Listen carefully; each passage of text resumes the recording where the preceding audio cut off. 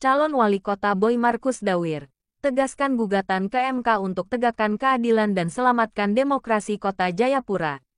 Jayapura Suara Kebenaran.com.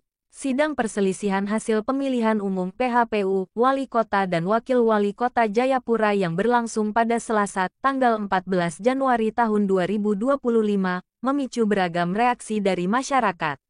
Namun, calon Wali Kota nomor urut 03, Boy Markus Dawir, BMD, menegaskan bahwa gugatan yang diajukan ke Mahkamah Konstitusi (MK) tidak berkaitan dengan hasil pemungutan suara, melainkan terkait dengan pelanggaran yang terjadi selama tahapan kampanye.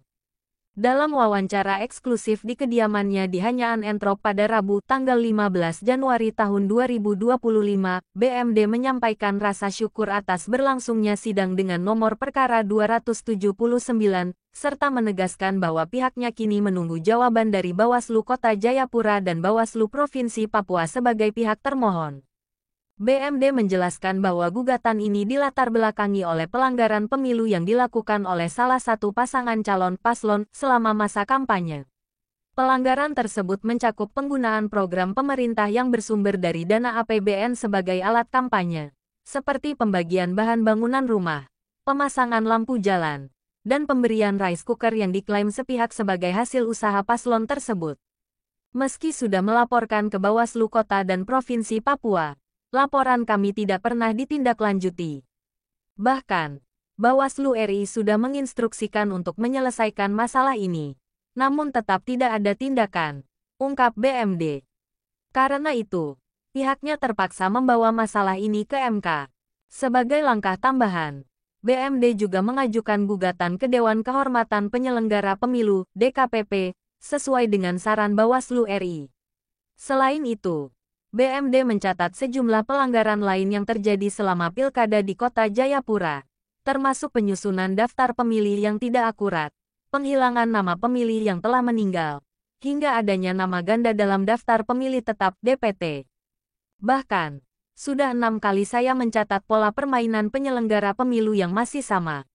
Mereka mengacak daftar pemilih, menempatkan pemilih jauh dari TPS, dan membiarkan pemilih yang sudah meninggal tetap terdaftar, jelasnya. BMD juga mengungkapkan adanya manipulasi suara oleh Panitia Pemilihan Distrik (PPD). PPD melakukan pleno dengan membuat angka-angka baru yang berbeda dari hasil perolehan suara di TPS. Formulir C hasil TPS pun mengalami perubahan, tambahnya. Ia tidak segan mengkritik kinerja Bawaslu yang dinilai tidak menjalankan fungsi pengawasan dengan baik. Kalau Bawaslu tidak menjalankan fungsinya sebagai pengawas, bagaimana demokrasi bisa berjalan dengan baik? Tegas BMD. BMD menyoroti potensi kerusakan demokrasi jika situasi ini terus dibiarkan, terutama dalam pemilu legislatif Pileg 2029 mendatang. Jika penyelenggara pemilu memposisikan diri sebagai tim sukses salah satu paslon, maka demokrasi akan hancur.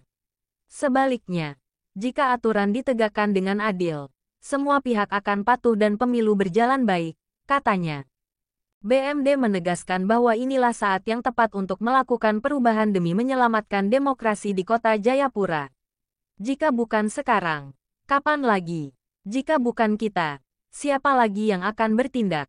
Pungkasnya penuh harap.